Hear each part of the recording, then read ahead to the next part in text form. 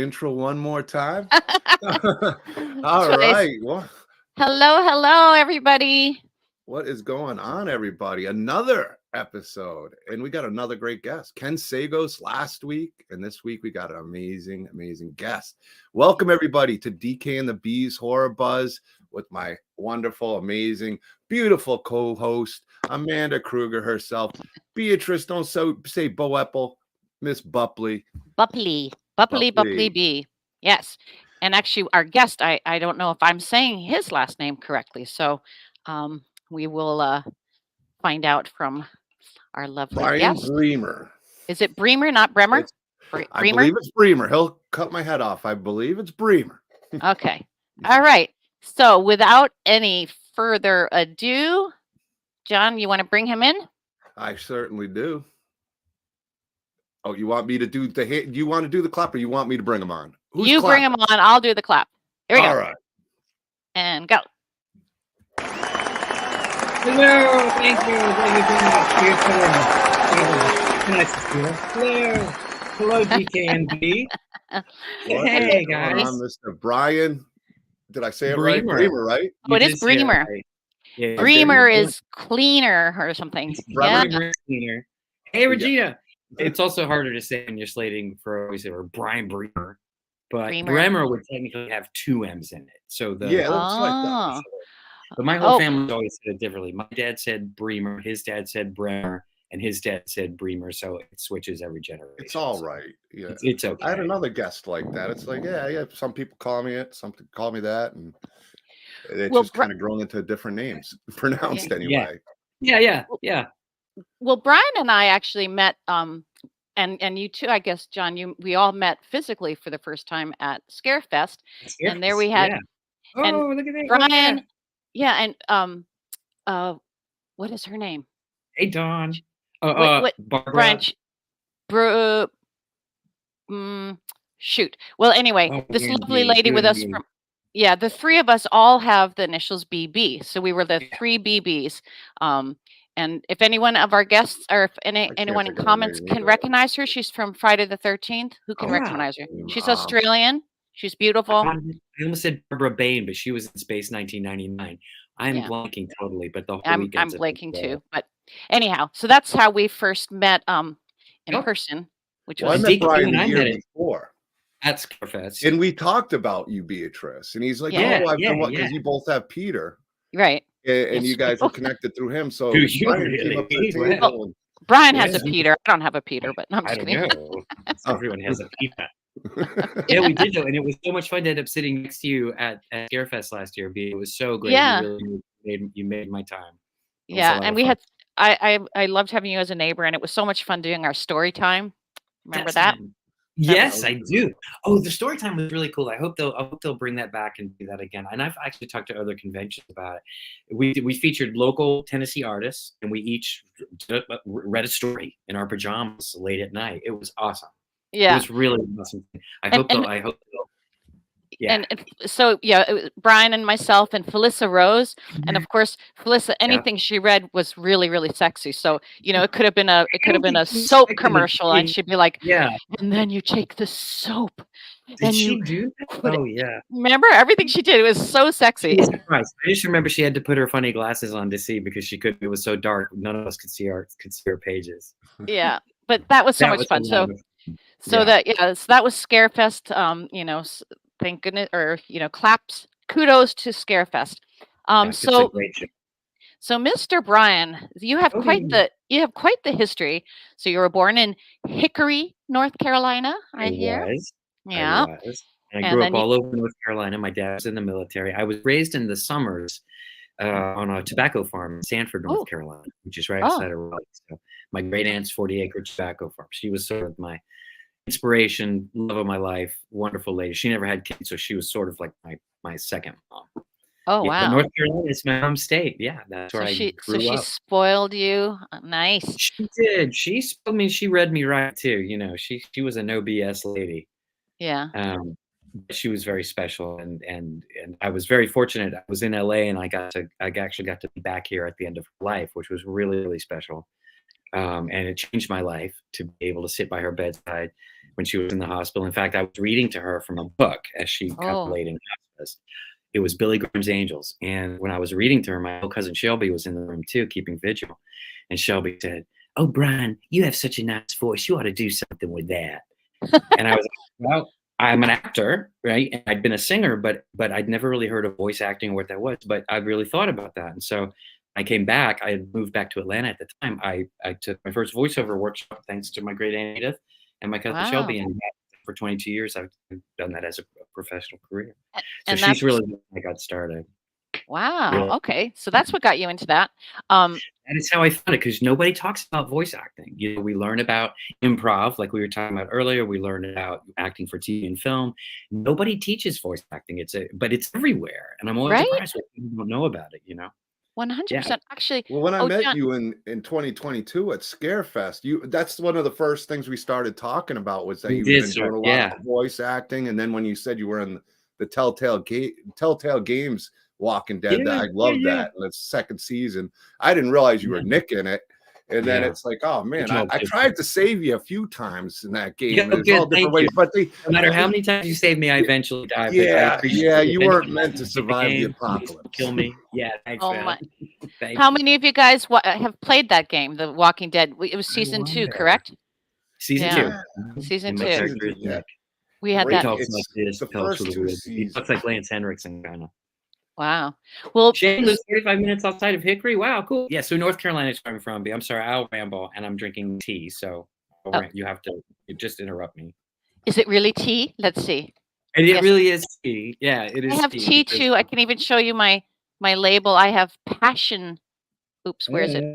Passion fruit Tazo tea. Oh, yummy. Yeah, I love you. I love you and your teas, and you're just a sweet. I love how grateful you are for everything, and I feel the same way. And I'm so happy we met, and I can't wait to see you again. I hope I'll see you out and about sometime this year. And you too, DK. I'm sure we will. Well, I'll see you. You're at Scarefest this year, aren't you? I'm sure. I don't know. I don't know if it's been announced, but I know they love you there.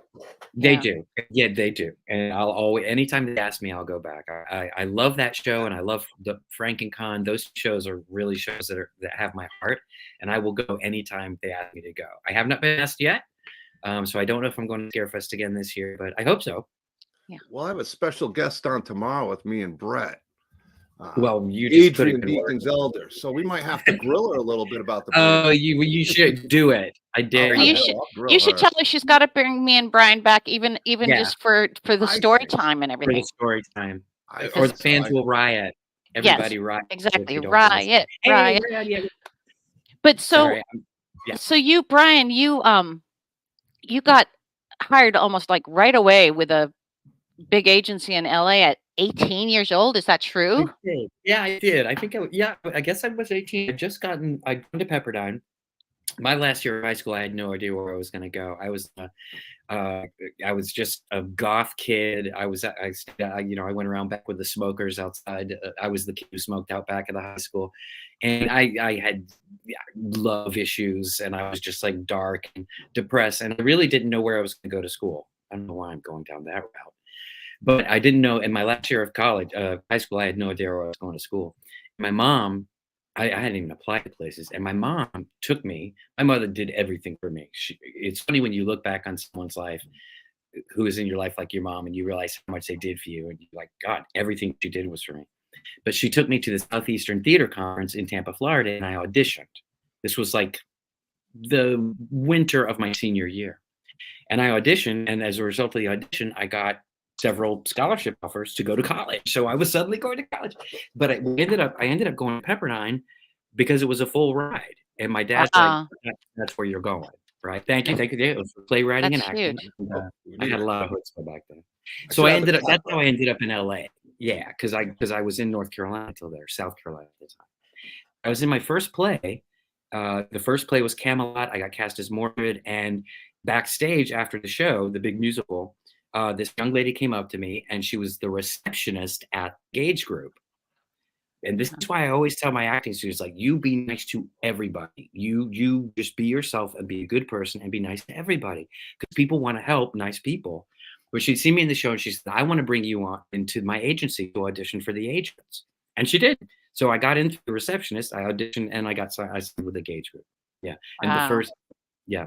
Right. And I didn't know at the time what it all meant. You know, you're 18. Right. Fresh off the boat, literally fresh off the bus from the Carolinas. And then 2 months after that was this, correct? Pumpkinhead. Close. I think I was 20 when I did Pumpkinhead, so probably I was 19 when I signed with the Gage Group. But yeah, that was the first feature. My first feature film, and I booked it with the Gage Group, and it was so funny because at the time, I remember the agent at the time. I don't remember his name now. Marty Gage was awesome. I don't think he's around anymore, but this was a young agent who was working with me, and I booked Pumpkinhead, and I went into his office. I was so excited, and I'll never forget, you guys. He goes, "Well, it's a horror movie, kid. Everybody's got to do one." And I was like, but it's Stan Winston. I mean, I don't think he knew who Stan Winston was. And I'm like, it's a good script. I was like, okay. So I did it. Yeah, I loved it. Yeah, that's such a good one. You act with that guy. I can't remember his name. I know a few people might know him. Lance Henriksen. You know. Amazing legend. I mean, how cool was that? I mean, it was great. Lance is awesome, and I got to see him at that first Scarefest where you and I met. Okay. Yeah, you were right next to him. Yeah, they right there. Together. Yeah, and it was like no time passed at all. Yeah, he's a really great guy. I'm gonna show just for a moment here.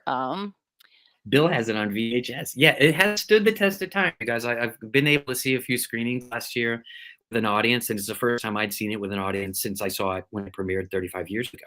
Because I saw it in the theater, and then you see it on TV, or you see it with a few friends.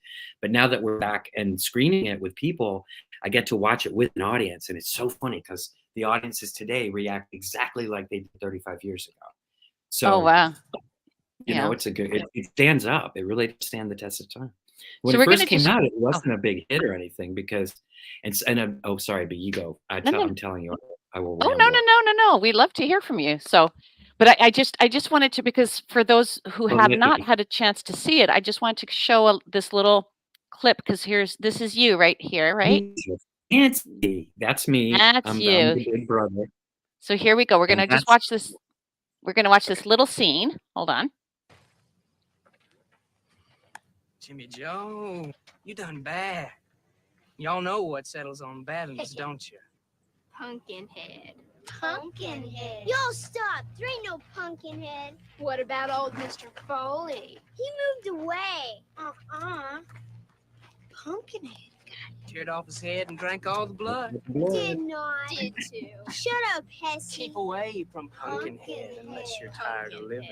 His enemies are mostly dead. He's mean and unforgiving. Stop it!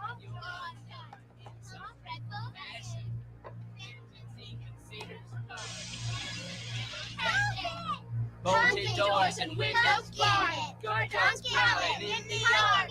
Won't protect you till you're dead. Nowhere from Pumpkinhead. Just keep away from Pumpkinhead. Stop it! Stop it! Okay. So there's a little taste of Pumpkinhead for those of you who haven't seen it. Young Brian, looking awfully young and southern and nasty. Lots of hair. Lots of hair. Was able to do the really. I mean, I see why you're such a good voice actor, because even your accent in Pumpkinhead that you used was really good. I'm sure the Carolina helped out a little bit, but I think so. Yeah. I mean, I really felt like I knew who the kid was, and I knew right away when I read the script that I knew, he was mischievous, he was curious. And that was the first scene we shot on the film, and that was my first feature film. I'd done a TV show at that point, I'd done a couple of commercials, but I'd never done a feature. And that was the first scene we shot. And I remember I went home after that scene, back to my little apartment in Canoga Park with 7 other guys, and I felt awful. I felt like I just messed up. Like I just was so insecure, and I felt like I did a horrible job. And I was up all night thinking about it, because I really was a nervous wreck. You know how you get as an actor, you're just like, oh, did I do it? And you never know till you see the film how you did. And so I went back I had an idea, and I went back the next morning, and right after the clip you showed, there's a moment where he walks up to her. She goes, stop it. And he walks up to her and he kind of gives her a little side eye and goes, and kind of jump scares her. Right. I went to Stan Winston. We were still on the same location. Everything was still set up. And I said, Stan, I had an idea for the scene. And, I know we've moved on. You've already shot the scene. But I had this idea. I just, and I pitched the idea to him. I wanted him to reshoot the scene because I wanted to do a better job. That was motivation. So I said, what if, when she says, stop it. Like, I take him in. I walk up to her, toss the ball, and I jump scare her. And he goes, love it. Reset. We're shooting it again. Wow. That's big, if I had that kind of guts today, right, B? Brian, I mean, that's the youth, right? The innocence of youth. It's like, that's right. Because as an older actor, we'd be like, oh, I can't really say that, but I know. But I just felt like, and the thing about that moment, and good for Stan Winston, what a great director, what a great actor's director. He let me do it. Right. And that moment when he does that jump scare to Cynthia Bay, that's where I found the character. And that informed the character for the entire film. That he was a little bit sneaky, a little bit devious, and there was more to him. And I think that's what I saw it again recently in Asheville at a screening. I was watching all the performances, and Stan really let everybody inhabit those characters. They're full, they're rich. He let the actors go with the characters and really find them and make them their own. So I think that's one reason that it stands up, is the performances are really good. The imagery is really beautiful. Stan was a really, really awesome guy and a great director. So I don't know why I felt comfortable asking, him to reshoot on this big budget movie, but that is amazing. I mean, for you guys listening, I don't know if you guys get how the amount of courage it took him to do that, because, or maybe not courage, maybe at the time, not stupidity, but like innocence, or he was just trying to figure out a way to reshoot that scene, and he was thinking, well, I can't say I got to find a reason we got to reshoot. Yeah, well, but most actors would be way too scared to say that to the director, and especially if it's your first film.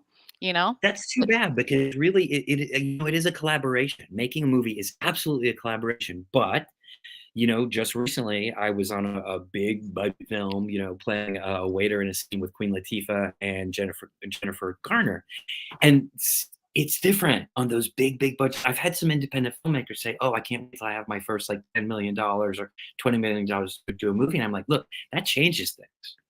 Right. I love our independent scene. Because at the time, Pumpkinhead was about, I don't even know, $3 million, $4 million.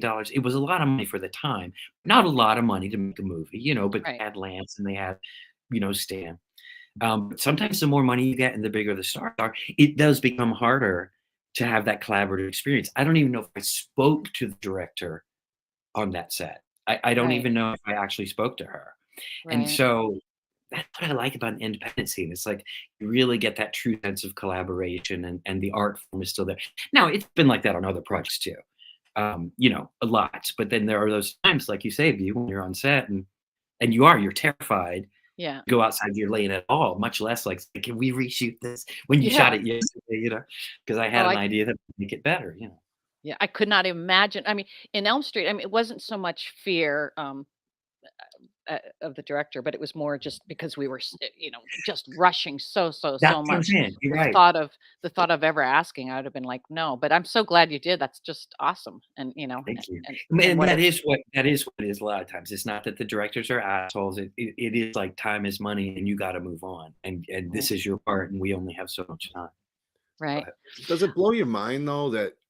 Pumpkinhead was kind of popular with us horror fans in the 80s, but it was towards, the VHS. It wasn't getting but it's even more popular, and the special effects still hold up. That's what's really amazing. Well to this day. Still hold up. Yeah. Yeah, it's funny. It's only getting more and more popular. I did a Rue Morgan interview, and the guy said, well, why do you think Pumpkinhead wasn't a big hit when it came out? Because it was in the theater literally for like a week in Los Angeles, and it got pulled. There was some kind of financial trouble with the company that was distributing it, but he postulated, I don't know if that's the right word, but it's not what audiences expected from horror films at the time. You had Jason, you had Freddy, you had the iconic serial killer. Pumpkinhead's not quite that. It's more of a fairy tale. It's a fable. It has a beginning and an end, and the witch at the end literally closes the book on the story. And also the name. Like, I think people didn't know what to make of the name. I remember going into casting offices after I'd done that movie, and honest to God, I could tell horror stories. And the casting director would take my resume and go, Pumpkinhead. The guy walk around with a pumpkin on his head?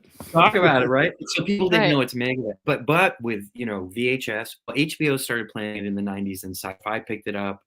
SciFi ran shit out of it. That's when I really started getting a lot of buzz about it. And then with video on demand, like with all of our movies be, you know, and DK, like everyone is seeing them again, and they have a whole new generation of fans that are appreciating them. So it's really a blessing. It's unbelievable. Yeah. No, isn't it? It's loved. I go to a convention and I didn't have a lot of Pumpkinhead at one table, and I had so many people going, no Pumpkinhead, no Pumpkinhead, no. I always make sure I got Pumpkinhead now. People love it. Yeah, that's really cool. It's definitely grown to a favorite of people. I mean, like, they put it up there with their favorites, Nightmare on Elm Street, Friday the 13th. And I think the big problem in living as a kid, the movie came out in '89, and it was just the tail end of horror, because it was getting to Bride of Chucky, and it was getting, I don't want to say cheesy, but it was getting to a different aspect of it, where Pumpkinhead kind of brought it back to the 80s, the early 80s, 84 type of horror movie. And people missed out on it because, like you said, the title. And you have a lot of people I know when I first watched it. So this old lady's Pumpkinhead, and then when you get to go and you see what it is, you know, there's just a lot to it. Yeah. No, that's a really good point. Yeah, that's a really good point. But so tell me about this. I never saw Spontaneous Combustion. Tell us Many people have not. But this one's for Kelsey, my good friend Kelsey, and Kelsey's on. Yay, Kelsey's here. Kelsey's a wonderful artist and a dear friend. I've seen her at many shows, and we stay in touch. But she actually came to the table for Spontaneous Combustion at Scarefest, and not many people do. Spontaneous Combustion is Tobe Hooper. It was Barbara Bingham. That's right. Who said that? Yeah. Tobe Hooper, you know, Texas Chainsaw Massacre. The legend, yes. The legend. This was his movie, and we like to call it Tobe's forgotten movie because it's hard to find. People are starting to find it now. My good friend Stan wrote a book about it that he's circulating around. There's a Tobe Hooper fan club. So it's with Brad Dourif, Cynthia Bain, me, Melinda Dillon, and it's an atomic bomb parable, if you will, a warning, right? John Landis is in it. All these people are in it. This was the age of straight to video, right? So this, like a lot of the movies that I did, at least went straight to video. So a lot of people haven't seen it, but people are kind of slowly finding it again. For me, it was an awesome experience to work with Tobe. Obviously, I knew who he was. And I actually got to be really good friends with Tobe because his friend Tony was my age. So I actually went over to their house. We had dinner. We screened a movie in his living room in Bel Air that he just with Robert Englund about the Marquis de Sade. He brings the screen down. And he's like, this is a rough cut. Tell me what you think. And afterwards, we're like, it's great. You know? So he was a really, really sweet guy. And I think if he had lived longer and we stayed in touch, we definitely would have ended up working together again. He was just a nice guy. I thought, and a really, really good director too. But the funny thing, my favorite story about this movie, just real quick, guys, is talk about independent filmmaking. At the very beginning, there's a title sequence where, and this is Tobe Hooper, remember, right? But there's a title sequence at the beginning where the title kind of bursts through and you see these flames kind of popping through on a black screen. I was at Tobe's house when they shot this, and they actually lit a barbecue, put black foil on a spit, and shot and poked holes in it, and they shot the spit turning. Wow. And just got the fire effects. Yeah. Practical. Wow. Because now we have computers, and you know, you rarely see a practical monster. They're starting to get back to the practical stuff, right, DK, like that all kind of grew up with. Yeah. But yeah, that was pretty cool. Oh, that's awesome. And you got to meet Brad, which was awesome. He invited me to his trailer for Juice. And we had Juice, and I didn't work with him, but he was on set one day, and he invited me in, and he talked, really, really sweet guy. And then sitting right next to us at Scarefest was Fiona, his daughter. Oh, Fiona Dourif, right on the other side of us. Yeah, she's been killing it lately too with the Chucky series, and they did the documentary "Growing Up with Chucky," and she's awesome. I didn't get a chance to really meet her. I wanted to. Oh, that was such a busy show. That was just hard. So much going on. Yeah. Brian, so this Spontaneous was it in this movie or was it in was it in Society that Screaming Mad George?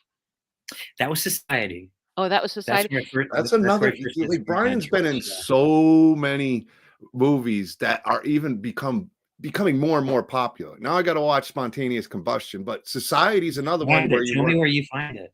Nick Benson, a good friend of ours, and, he loves that movie. He talks about it constantly. I've talked with him a bunch about it, and I hadn't seen it. And I finally saw it, a year or two ago, a few years ago, and I absolutely love it. I mean, it's bizarre, but it's awesome, and the practical effects in it are so cool. The end is super cool. It's bizarre. Yeah. It's a movie that you either love or you go, what? Well, I read a few of your interesting things. I mean, here, can I quickly show this? Yeah. Oh man. Okay. Yeah. Wow. Do you want me to take it off? No, man. This is Brian Yuzna and Screaming Mad George. How you can't go wrong with those guys. Screaming Mad George, because he that's our connection for our Elm Street too. He did Elm Street at 3 and 4, I think. Yes. Yeah. So. And Brian Yuzna nearly directed Elm Street 2. I just was talking to him the other day. Oh wow. These guys were all right. He was going to do it, but he had a Stuart Gordon thing he was doing instead, and it's crazy. It was a small community then of filmmakers that were really making all these movies. Imagine if Brian Yuzna had directed Elm Street 2 and how different that would be. That would be very interesting. Yeah. It'd be bizarre. Yeah. Well, now not to bring up shock value and gross things like that, but but that little butt. So if everyone looks at that little butt head, thing, I was reading how you were at a convention. Do you want to tell us about that? Oh, sure. So I was not that character. So I don't want to spoil it for you guys who haven't seen it. I'm seeing a lot of Petrie for president. Hey, Kelsey, she knows. Yeah, I gotta say, I am so humbled and so grateful that you guys are here, and you love the movies and that you've introduced yourselves and that I've met you guys. And I can't wait to see you out on the circuit. I feel like this is just something that has enriched and enhanced my life, and I am just humbled and overwhelmed in the most positive way. So thank you guys. But so the butt guy, I'm not the guy who turns himself inside out and comes out of his butthole. Thank you, everybody. That wasn't me. But after we did the movie, Brian Yuzna was at a convention or going to a convention in LA. I think it was a Fangoria convention or something like that. And the actor who played him either wasn't available or for some reason didn't want to do it. So Yuzna calls me up and he goes, hey, we want you to come down to a convention. We're going to promote Society, and we're going to put you in some of the makeup from the show. And I'm like, oh, cool, because I didn't really get to wear any of the makeup or do anything weird. You don't really see me transform or do anything in the movie. So I thought, well, that'd be cool. And he paid me, so of course I needed the money. I was a starving actor. And I get down there and they put me in the butt face prosthetic. And I sat there all day long, kneeling down on a table, with it. And, oh my God. And these sharp, pointy teeth. And people just walked by all day and threw stuff at me and made fun of me. All right. So at one point, Brian goes, hey, there's somebody I want you to meet. I'm like, okay, forgetting I'm wearing the makeup.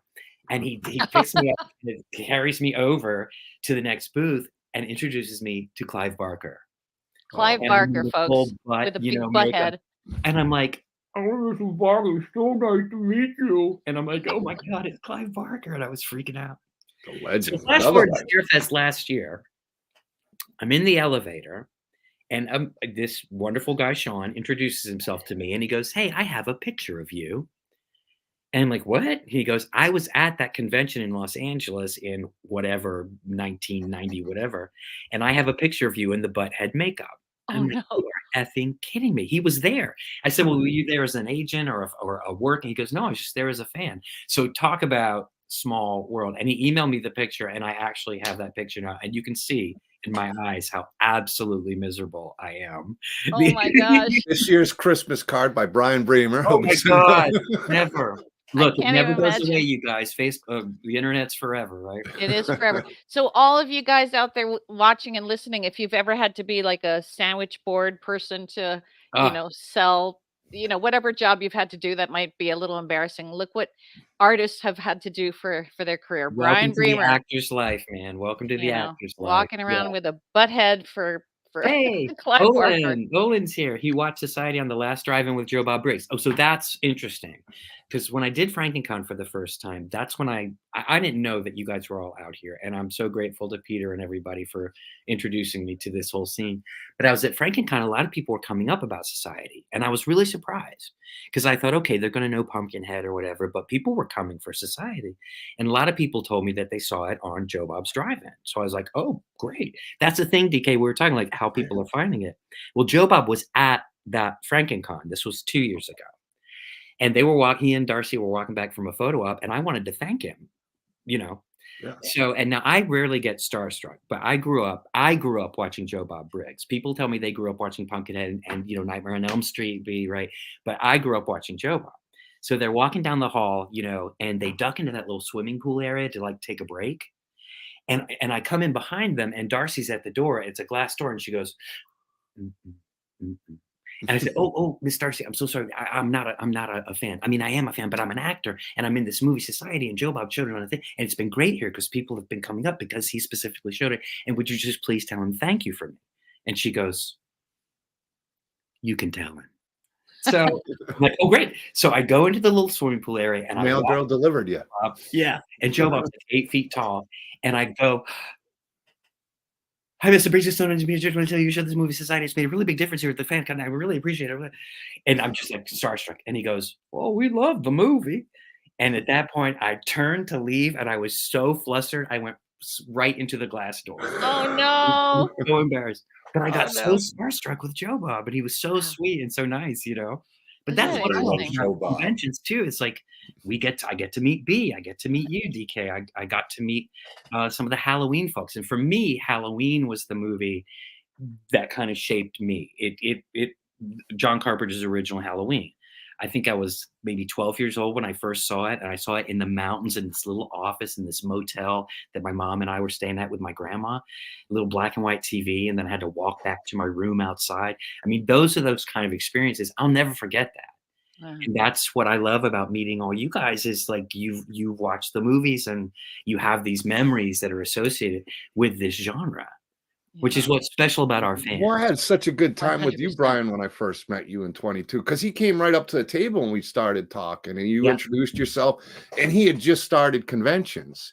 And I knew he was working. He knew you through Peter, and that he hadn't met you, so I was glad you guys finally met. But Brian was just so excited at Scarefest.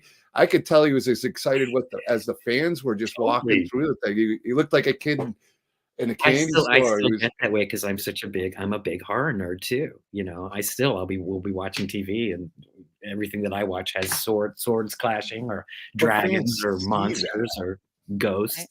We see that and we relate with people like you. That's what makes you great at these conventions too. And that you being out there and people getting to meet you and knowing that the person they're meeting, and it's genuine with you, is excited to talk to you as you are to them. And that's always my favorite. And there's always so many great ones, but the ones who really stand out are the guys like you and Beatrice who go that extra mile to let the fans know you appreciate them coming and spending time with you. And I think we're really grateful to be there, aren't we, B? I had a journalist 100%.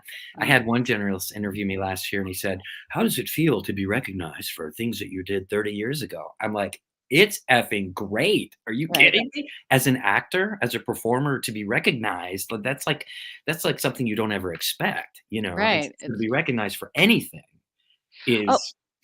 I'm guessing Spontaneous Combustion's on Tubi. I know great. So I'm going to check that out. I haven't seen it yet. So that's awesome. My list. Yeah. So guys, check that one out. Spontaneous Combustion. Before we talk about other movies, so tell us about your rock band, man. You were in a rock band in the 90s? Yeah, I was. So my last couple of years in LA, I actually started a musical group with my friend Robert Fasella, and we wrote music together, and we played out and actually did really well. We were sort of like, we had two beautiful female singers. We had a saxophone player, a harmonica player. I wrote and sang, and we played out. We were doing really well. I'm sorry, the comments. You're right. It's hard to watch them. But Justin Conley says Dick Warlock was the Shape in Halloween 2. That's right. And his son played with me in Society. That's right. Dick Warlock is also the first victim in Pumpkinhead, Justin. In that very first opening scene, he's the one who little Ed Harley sees get killed. I'm excited to meet Dick Warlock. I know. I would love to see him again. I gotta get it on there. Tell Adrian that I have to go to Scarefest to see him again. We will. We're gonna put the list of Beatrice and Brian. We need all these people as a fan favorites.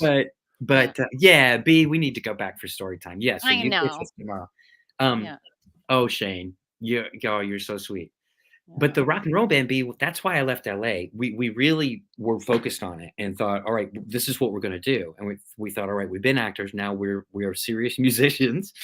And so we don't have to be in LA anymore. And at that time, I'd been away from home for a long time. So we relocated back to Atlanta to play the Olympics in '96. And we did. We came back to the Olympics. But that also is what got me back to this part of the country. It's really why I was able to spend that time with my great aunt as she was dying. It was because I was here and I got much more involved with her and with my mom and my whole family. So that was a really important time in my life. And I'm really grateful that we did it. You can find videos on YouTube of us. Of your band? Oh, really? What was the name of the band? Come on. All right. So it's called Elijun Zoo. This is based on a dream that Robert had. And it's ELIJUN. Elijun.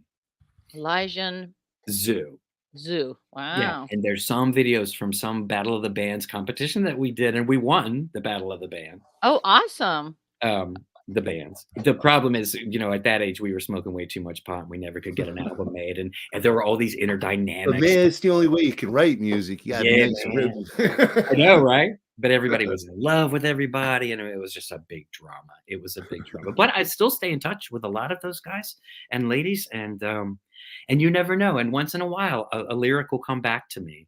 And I'll write it down and I'll go, wow, that was good. There was some good work in there. And if the time ever comes that it needs to see the light of day again, that's what your creative career is like, right? It's like a best friend that you have your entire life. It manifests in many different ways. And as long as you honor it, it can emerge when you're 70 years old or 25 or 93. Like it never goes away. I know. Like, look at this. It's crazy. Look at us. I know. That's the prime example. Suddenly at this wizened old age. At 27 years old, look how popular we've suddenly become. At 27, can you believe it happened so fast? No, I love being old. No, I mean, no, I don't. I don't love getting older. Yeah, well, I don't. I mean, I don't like my body getting, aches and stuff like that. And I certainly don't like my memory going, out the window. There's been a lot of talk about memory lately. That's funny you say that. Yeah. But the number really doesn't bother me. Like I'm 62. Everyone knows that I turned 62. No way. And it looks great. I mean, you could tell no work, natural beauty. No, no work. No, even my hair. I don't even dye my hair because I haven't gone gray yet. But I think that's the Asian. Yeah, my mom's turning 90. On the 20th, and she didn't get gray at all until almost 70. So, wow. But good genes. So Brian, we have a lot of things in common. One was that we both got to work with this gentleman here, Rooney. Oh yeah, yeah. Wasn't that fun? Silent Night, Deadly Night. So when I worked with him, it was in Vancouver. He starred in the TV series of the Black Stallion. Yes, I remember that. Absolutely. Yeah, so I was a reporter on an episode, and we got to work. That's so cool. We do have a lot in common. Are you from Vancouver originally? Or are you from I'm from the US originally, but then lived in Japan, lived all over the place, and then I started my acting career in Vancouver because I went to theater school in Canada. Oh, right on. Yeah, and actually high school onward I was in Canada. Super. I didn't know that. What a great country. I got to go to Montreal this year and I'd been to Banff over on the West Coast. Oh, nice. I'd never been to the East Coast of Canada. I met some wonderful, wonderful, wonderful people. Oh, and it was great. Yeah, they all want us to move to Canada now, which I'm not opposed to. Vancouver is beautiful. Wait, how do we get John? How do we get Brian to be the big dude? And then we put him on solo. If I can. Look at that hair, Gina says. Look at that hair. There we go. Hair. Oh, get Brian right up there. Look at all you, man. You next to you. And Mickey Rooney. There, you and Mickey. So tell us about this. So you were where are you? Puppet. Yes, I was a puppet. Spoiler alert. Oops. So this was Brian Yuzna again is the reason that I'm in this movie. I auditioned for everything. A lot of people ask me, okay, you did Pumpkinhead, you did Society, then you did Silent Night 5, then Test Tube Teens and Spontaneous Combustion, and they all seem like one sort of led to the other. But I was just hustling in LA. I was just a working actor in LA, and I was just going from audition to audition. It just happened to be that I ended up working with these kind of iconic horror directors, and some of them at the time I didn't know who they were, but I absolutely knew who Mickey Rooney was. But Brian Yuzna was the executive producer on this movie. Martin Catrosa directed. Screaming Mad George did the effects. So this was my second time with Screaming Mad George. Screaming Mad George built the suit. So I'd worked with him on Society, and he built the suit as well. Lovely guy, by the way. Somebody asked me once, what is Screaming Mad George like? Because he's got such bizarre sensibility. And all I remember about him is he just smiled the whole time. Just smiled all the time. And he giggled. He giggles a lot. He's still around. But Brian was the executive producer on it, and I'm pretty sure I'm the reason I got cast in this role. He was a big advocate. He still is a good friend. And even though he was executive producer, his hand is kind of all over this movie, especially in kind of that last iconic scene, the scene, if you've seen the movie, you know what I'm talking about. Like, he really had a lot of creative input.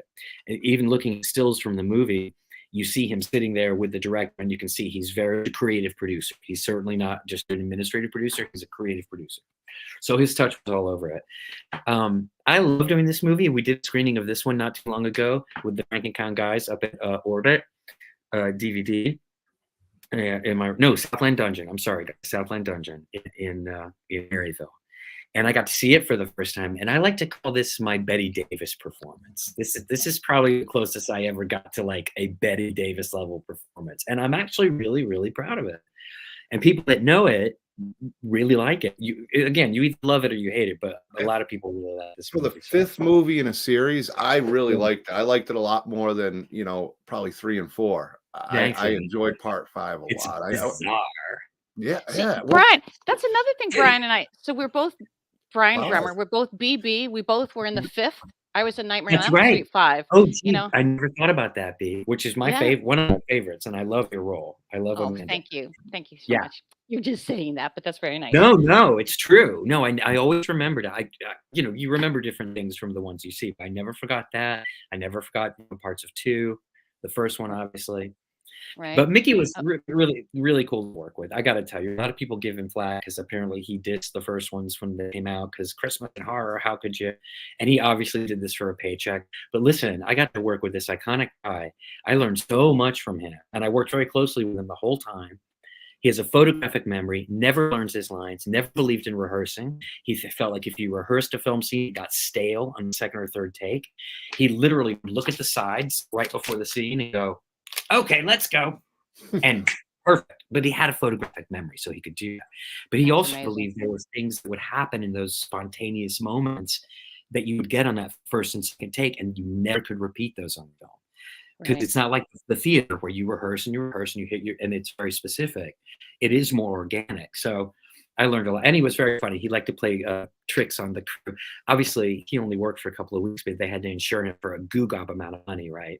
And the very last scene when he's chasing me down to the basement, we're actually on an elevated catwalk to walk down to stage level, which is the basement. And the catwalk kind of swayed. So while we're waiting up there between takes, he would tap dance. He'd go, look at this. He'd tap dance and make the whole catwalk sway. And my God. The crew was freaking out. Oh, yeah. I remember this first AD with his clipboard going, oh, Mr. Rooney, Mr. Rooney, could you stop that? And it's funny, my memory is not that great anymore, but I've never forgotten those moments. I remember every single moment of shooting Pumpkinhead. I remember so much of Silent Night 5 Society. It's funny how those stay with you. Yeah. The same with commercial jingles. I remember even with Mickey Rooney when he was playing Andy Hardy back in the day. He seemed to have that off the cuff kind of thing where you could tell he just brought his personality and added. You could tell that there was a lot of off script things he did in his own way, but to build that legend he had, and then Twilight Zone, the episodes, and of course my first movie with the Pete's Dragon. Oh yeah, really? Doc Dam just mentioned that too.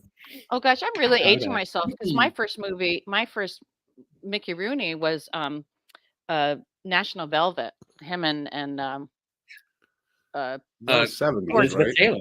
Elizabeth Taylor. No, the other one. No. Was it Elizabeth Taylor? Oh, that was Black Beauty. Yeah, no. It was Mickey Rooney and or what? Yeah, it was Elizabeth Taylor. It is Elizabeth. National Velvet, I think, is Liz Taylor. Right? She's because it was a horse thing, you know, and oh God, and he was so cute and she was so beautiful, and you know, and it's so funny because like to me, the big pride or you know the people that I worked with that I'm like you know in awe, like it was Mickey Rooney, Katharine Hepburn.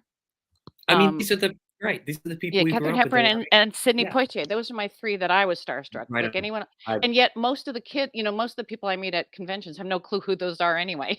No, like, I know. They don't so know. many people come up and I'm like, don't you want the picture of me and Mickey Rooney? They'll want like the picture of me in the suit.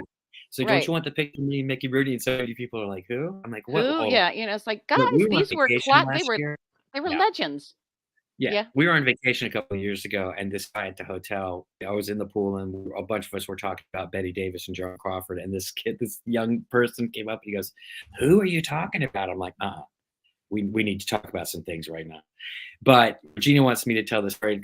I was not starstruck with Mickey because you just go to work, and same with Lance, like you just go to work. But Mickey had a book at the time called Life is Too Short. And my grandma Lois was a huge Mickey Rooney fan, huge, and that she was the Andy Hardy generation, and like she was an enormous Mickey Rooney fan. And he very sweetly and very graciously, I have it right here, because my grandma passed away. He signed it for my grandma. Aw, so nice. He gave it to me. I didn't pay for it. He gave it to me for free, and he signed it to my grandma. How cool! Aw, that's so great. That's family heirloom. And those are treasures. Sweet guy. I mean, I just happened to have it here. That was not a big planned. fan. There it is. There's the book. That is funny. I'm wondering where Katharine Hepburn, when I worked with her on this TV movie of the week, she signed a book to me too. I wonder where it is. The Making of the African Queen. Oh, yeah. Wow. Yeah, that was awesome. But so Brian.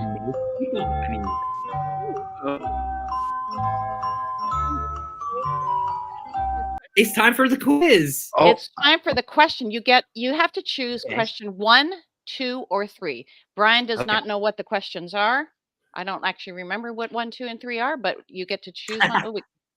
260 on Facebook alone watching us. Yay! Hi, thank everybody. you guys. I gotta take a minute once again and just say thank you, everybody. Regina, I know you're here. Eric's here. Brad, I think so. I mean, Dustin, Kelsey. I'm not gonna mention everybody because I don't want to forget somebody. I'm so sorry, but I just have to thank you guys so much for all your support. I really love you guys, and it's changed my life in such a good way. So thank you so much for being here. I really appreciate it. And you know, one thing too, I know we got to do the quiz, but one thing too, the great thing about meeting the fans, and I know you feel the same way, is now, you know, we're both kind of getting back and doing more indie horror. Now, when I do the movies, it's almost like when I do theater, you know, you have your audience right there with you. It's like now, every time I do a movie, I know the people that are going to watch. Like I know DK is going to watch, Regina's going to watch, and I feel like I know the audience, and you really do it for them so that there's something, just like you do in theater. And I always had that disconnect with film, because in film you never meet your audience, ever, and it doesn't even come out till a year later, and you know, yeah. Now we're so lucky we get to meet them. So now, like I found, like when I was on set for Slasher Nurse last year, I'm like, I know, yeah, man, I know, I'm excited. Who I'm doing it for. And it makes a difference. It makes a difference in why you do it, and it makes a difference in how you do it. So again, I'm really grateful to you guys because it's impacted my life in so many ways, including creatively. So those guys are great. Dave Kerr and Michael McGlynn. You're gonna really like working with them a lot. Yeah, fantastic. Really great filmmakers. I mean, really. And I got to do a shout out to Coffin Tooth as well. At Cloud's film, I got to do a small part in that. And again, these are indie filmmakers who are absolutely making their own way, and it reminds me of what it was like on set in Nightmare, in Pumpkin, you know, you're in Pumpkinhead. Like it reminds me of those days, because those guys, Stan and all the directors we work with, like they had the same spirit as all these guys that are still out there making horror. Right, and not that much bigger of a budget. No. The films we were in were not big budgeted films, and people, and it's just guerrilla filming is so exciting to me. By the seat of your pants. I mean, you kind of having to just, there's just such a process to it that I'm really enjoying. I mean, some of the drama I could do without, but a lot of it has been great. But the fried chicken's great. We eat like kings. That's one thing. And I teach at Oglethorpe University. I teach film and media studies. I always tell my young filmmakers, whatever you do when you're making your indie films, guys, feed your people. Feed people. Limit your hours to reasonable hours. Give them a turnaround and feed them. If you have no money for anything else and everybody is volunteering, feed them. And they'll make them so happy. It makes them so happy. 100% feeding the people. That's so important. Feed your people.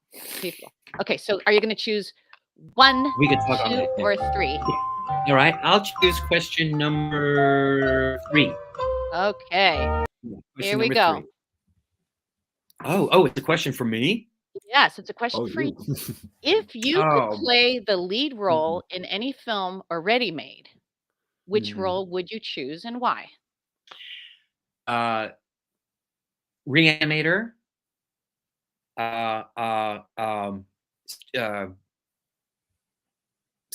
Doctor. Wait. Oh shoot! I'm blanking now.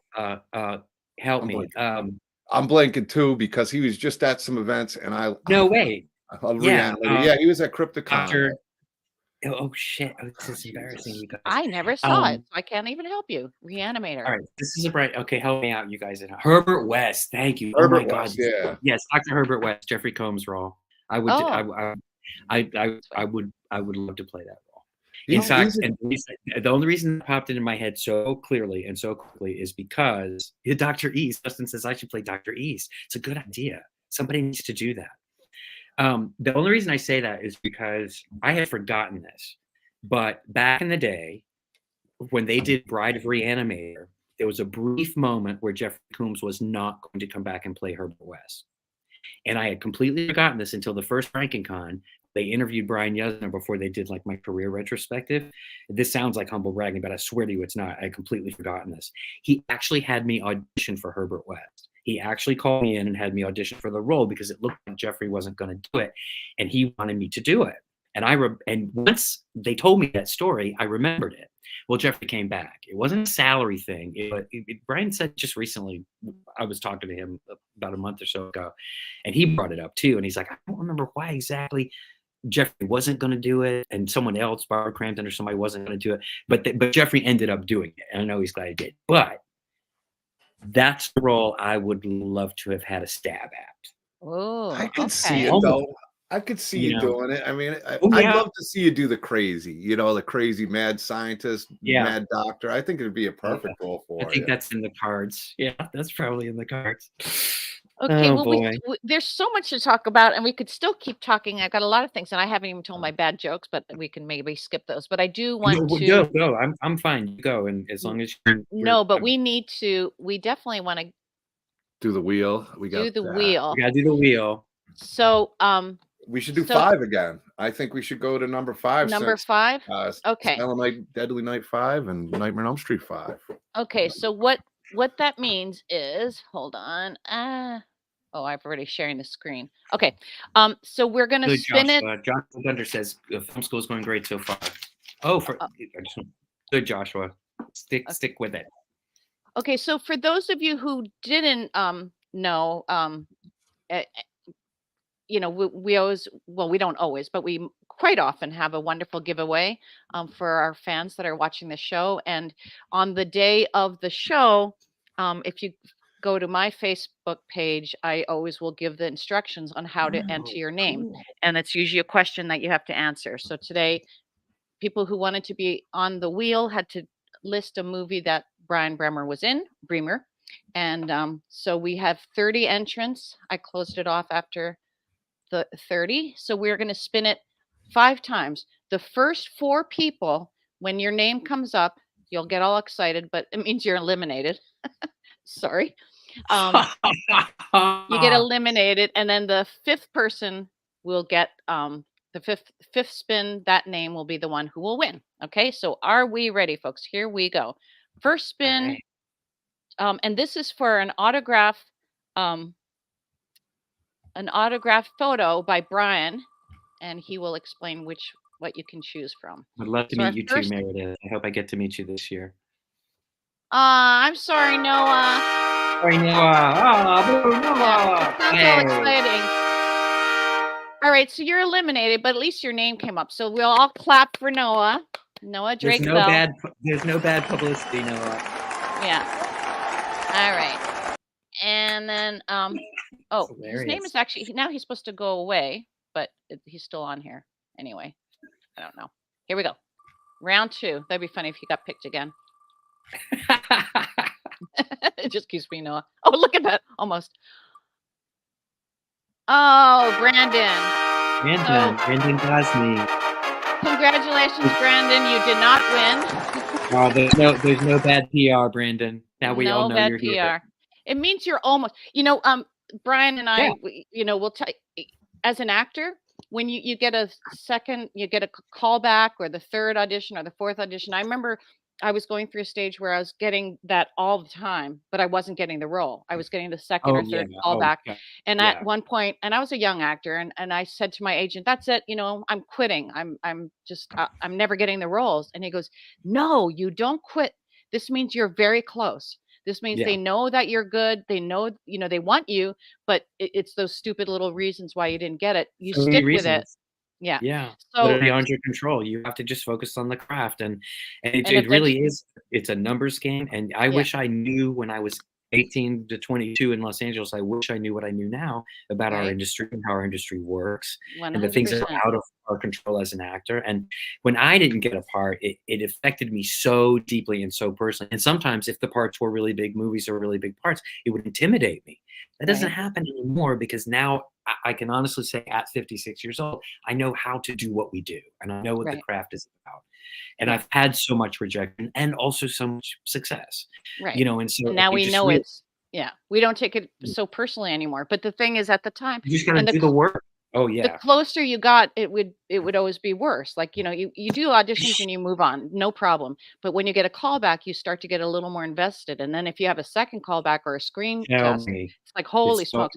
So this, in a way, we're doing this to you guys, but it's a good thing. Your name, if it gets called, that means you're getting close to being you next time. Here we go. Our third spin. Kelly says, "Come to the northeast of England to the 99 Steps of Whitby, where the character Dracula." Oh yeah, I'd love to. Derek. Okay, Derek Moore. You are our third. Congratulations on not winning. And then this next one is our fourth and our last one. This is like a life lesson, B. Right? We're giving everyone a life lesson, and there you are in the middle, spinning around. Well, oh yeah. Oh, look at that. That's funny. I'm upside down. And then Dave. Aw. I love your name, sorry, Dave Van Dusen. Yeah. It's funny. I just did in my office Van Dusen blue. Oh, it's a Sherwin-Williams historic color. Oh, okay. So Van I love it, Dave. So sorry you didn't win, but I love your paint color. Quick question for you. I know Beatrice does. You can go to BeatriceBoepple.com. So anybody who doesn't win and maybe can't see you at a convention, is there a way they can contact you to get your autograph, a picture? Or... Oh, yeah. I mean, I'm on the socials. I'm at B. Jordan Bremer on Instagram, at B. Jordan, Jordan Bremer. And you'll find me, Brian Bremer, on Facebook. I do check my own Facebook messages. It's Bremer. And you'll see there's a little circle picture of the ocean. And if you start scrolling through, you'll see all the convention stuff. So you'll know it's me. I'm very, very accessible. Okay, well, when we have this posted, after the show, for those who didn't catch it live or those who want to watch it again, we will have his information posted underneath it, his link, so that you can check there and follow Brian.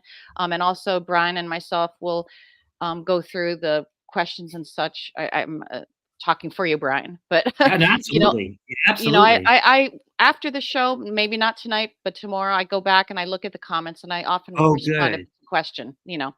All right. Yeah, so it is watching while the show is going, but I'm watching it. I do see all you guys, so thank you. Yeah. Okay, so here's our last spin, and the winner of whoever it lands on. If you are here live, that's the big part. You have to be here watching. Must be present to win. If you are present, you will say it's me, and in the comments, okay?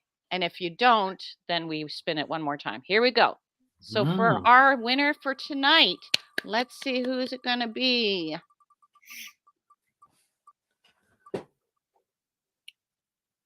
Oh my gosh! Just messages there, Dawn. Dawn. She's here. Holy smokes, Dawn! Brian, she met us. She met us at she was at Scarefest. That's where I met her. Yeah. Right. Oh, and I think she's here. Dawn, congratulations. She just messaged, so I know she's here. Congratulations, Dawn. Are you still on? You were here at 10. Yeah. Yes, you are. Yeah. Yay, Dawn. Congratulations. Right. So if you text me the your info, your address and all that stuff, and I will give that to Brian. And then Brian, what are her choices? So you can have a signed autograph by me, or you can have a paw print from my cat Pippi. Ah. Who is a sweet little cat that lives outdoor. No, yeah, well, you can have that too. But you can have an autograph from me, and I have still shots from Pumpkinhead, Silent Night, Deadly Night 5, Society, and Spontaneous Combustion. So of those 4 movies, you tell me which movie you want, or you can tell Beatrice which still you want, and I'll pick a good still for you. Okay, Dawn. Oh yeah, you're right. Oh, we didn't meet you. That's a tough choice. Those are 4 great movies. Well, I haven't seen Spontaneous Combustion yet, but Society. Oh, Dawn, you know what, Dawn? Yeah, we have not met at Scarefest, but I know Dawn. Yeah, I think I remember your name. Yeah. Yeah, she's very familiar. I think because okay, so Dawn was our winner. So congratulations to Dawn. Yeah. And all right. Do we want the stupid jokes? Pumpkinhead is fine, she says. Okay, so Pumpkinhead it is. So I will. All right. I know what I'm going to send you. Okay. You'll be happy. Thank you, Dawn. I look forward to getting it to you. And congratulations. And yeah. Okay. Yes, that is time. That means you guys are so much fun. This is so fun. It's so like a show. It's great. Oh, well, this is our silly bad jokes, but okay. So in fact, for my jokes, I just before our podcast, I taught my stretch class, and one of my students is he's a dentist, and he does a lot of corny jokes, and he sometimes posts it on his dental business. He has this streaming thing. Anyway, he gave me these 3 jokes. Okay, all right. Although Brian, so it's 3 jokes. I have 3, but if you have one, I could just tell 2. I don't have any. I don't. Sorry, I might think of one, but I don't have any on hand. So, and I want to hear your bad jokes. Oh, there's bad jokes. John, are you ready though with the laughter? You have to come in really fast. Okay. I am very, very ready. What did Jack Nicholson, remember these jokes came from my dentist. Anyway, what did Jack Nicholson's dentist say when Jack asked what was causing his pain? What did Jack Nicholson's dentist say? You can't handle the tooth. Oh boy, yes. Oh, I went to the wrong one. Okay. There you go. All right, bad joke. That was... Yeah, breathe. She doesn't hold back on the bad jokes. No, I do not. Okay. That's a really bad joke. That's like that's not even like a dad joke. That's like a bad joke. That's wonderful. I commend you, B. Yes, thank you. Yes, I love it. I searched the world for bad, worse than dad, bad jokes. Okay. If it's funny, she don't bother. Why couldn't the skeleton walk through the graveyard? He had no guts. You got it. DK wins a prize. I get the laugh track. She even pulled it up for me. Wow. Yeah, I did. All right. He didn't have guts. Good. All right. Okay. So the dad and the bad jokes, but I don't do. You don't do the bad jokes. Bad jokes. I remember what they had, the 101 bad jokes book back as an 80s kid. And I had really silly. I think that's where I got I knew the joke about the skeleton not having guts, but it was a crossing the road one that I heard. But I had an idea. Okay. Well, this third, you might have the answer to this one, John. Maybe. Here we go. Okay. Oh, by the way, DK's name is John, just so you know. But anyway, what did the zombie get when he showed up late for dinner? What did the zombie get when he showed up late for dinner? You guys ready? A cold shoulder. Oh That's a really bad joke. Congratulations. Yeah, thank you. Okay, we can stop the laughs too. Well, it was hilarious. The crowd just couldn't stop. I know it. They're all going crazy. They were going crazy. Well, so we can either. Well, I mean, we are actually. Are we past our time? But we love talking to Brian. So we can either. We have choices. We can let Brian go. We can ask Brian some more questions, or we could even show a scene from Silent Night, Deadly Night. No. What do we want to do? Ask more questions. What do you like? What do you guys want to do? Let's see. So do our fans who? Oh, so here's a joke. I'll be there too at Carolina Fear Fest. It'd be great if Brian gets invited there. I'd love to see Brian there. Awesome. Okay, Brian. I'm going to let Brian. Don't take it off, John. I keep clicking. You click. Since you're talking about shows, let me tell you guys. This is one thing I've learned. I know B, you've done the shows for a little bit. I've just started kind of in the last year. One thing that helps, I do love meeting you guys. Would love to meet you guys. It really does help if you guys reach out to your local shows, right? B? Yeah. And you say, hey, we'd love to see B. We'd love to see Brian Bremer. It honestly does help. Felissa and I were talking about this at Scarefest. So it's like the more times they have to hear your name a lot. You just have to be in front of them a lot. And Felissa's like, you just have to they have to hear your name a lot. So it really does help, guys. It's not in vain. When they get messages from you guys that you want to see so-and-so at a show or whatever, I would love to come to Toronto, Ontario, Canada, Steve McGrath. Reach out to your local organizers, go to their website, post our names, and they will look into bringing us in. They really do listen to what you guys say. Scarefest is probably the most transparent about that. Like they literally say, who do you want to come? But all the shows do pay attention to that. So please do. Justin, we're working on a show in Virginia for this year. I will post everything on my social. Hopefully that'll happen. But yes, so I just wanted to say that because it really does help. I'll tell fans something. I'm like, yeah, please tell so-and-so at the show. 100%. Really Brett's here.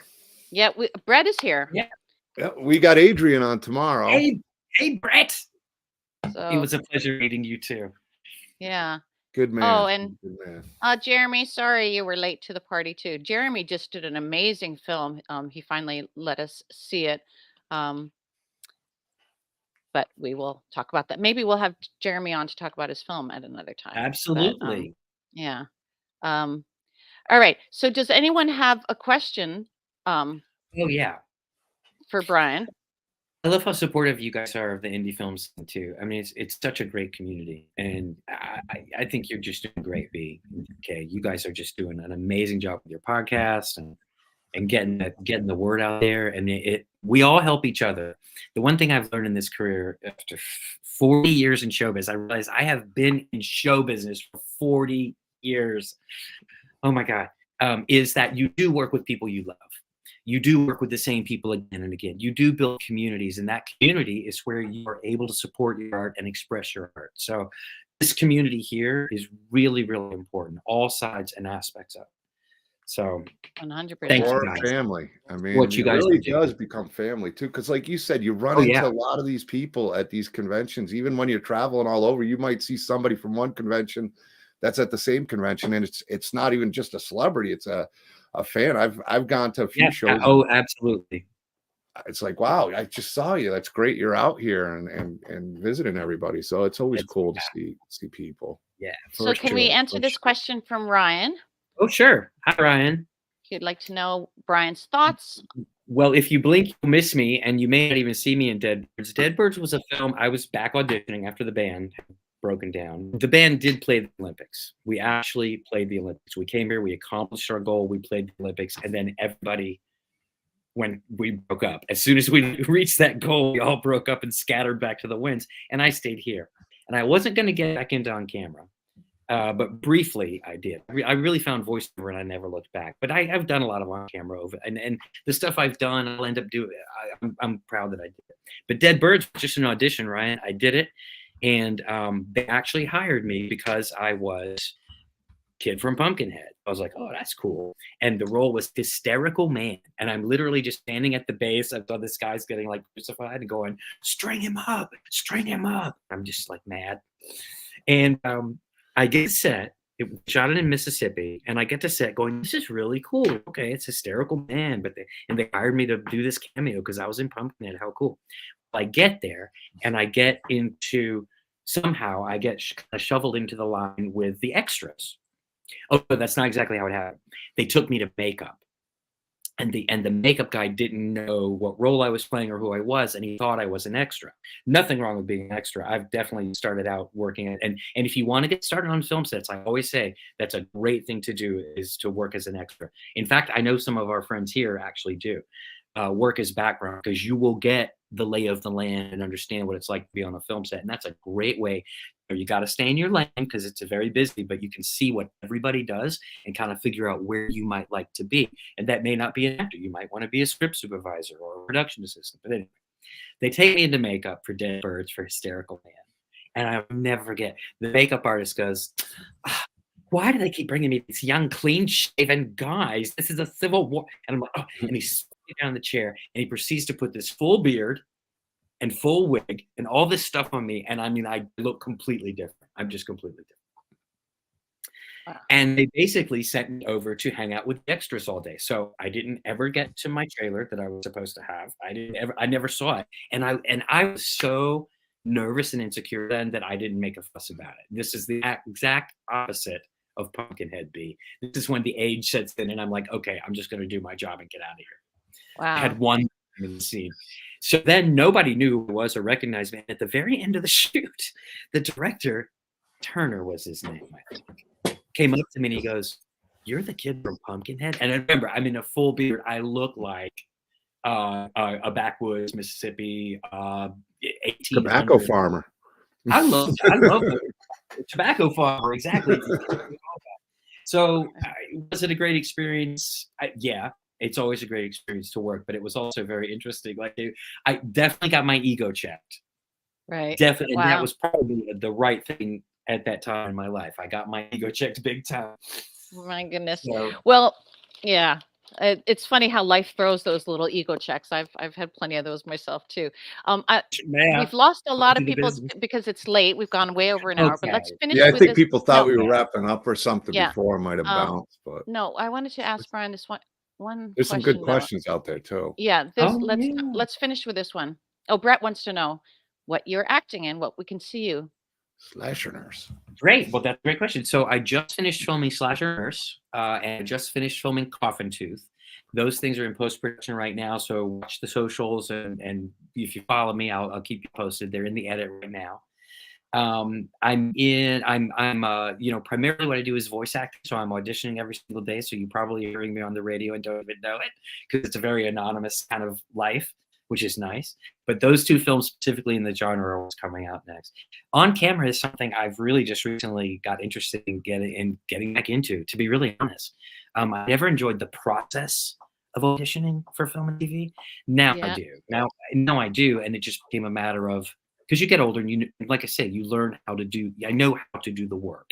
And to me, it's all about the work. So I get the script and I bring myself and I do my work. But I am busy with voice acting, and voice acting consumes a lot of my time, especially just the audition process, and I teach it. So I moved away from on camera, but coming back and meeting all you guys and coming to this world and seeing what's out here has really, really given me the bug again. So I'm thinking about, I may not get back into it full time, but I'm definitely entertaining a couple of different indie things for next year. I like working in the indie space. So just keep your ear out. But Coffin Tooth. Oh, and there's the executive producer on Coffin. Hey, Jeremy, how are you? Yeah, Jeremy's a sweetheart. Yeah. Yeah, Jeremy. Oh my God, right on. So Coffin Tooth and Slasher Nurse are the two that I just did. I'm really, really excited about both of them. Both really great scripts, great directors, great producers, DK, Jeremy, and a great experience too. So I'm really excited to see those. Jeremy was producer also on and in The Dead Place, which we did with David Howard Thornton. Yeah. Oh, yeah, that's gonna be amazing. That's coming out I can't wait to see it. Fall, I think, or something this year. So it's been fantastic having you on. We could have you on many times because we've got lots to talk about. And you and I've got lots to talk about. I got to start making use of my voice studio. I want to learn from you. That's right. I'm happy to help you. Get on there. But yeah, so we will post all your where people can find you after this. and we will get the wonderful autograph picture out to our winner, to Don Krueger-Wanta, if I'm saying that correctly. Fantastic. You just tell me how you want to handle that, Bia and DK, and I'm here for whatever you guys need. And thanks for having me tonight. It's just been wonderful. I knew it would be, and I was so excited to be here and see both of you. And thank us all you guys for tuning in. This has just been great. Thank you so much. Thank you. Thank It's you, been Brian. great. Yeah. Thank you, everybody. Good night. We'll see you Good night, next everybody. time.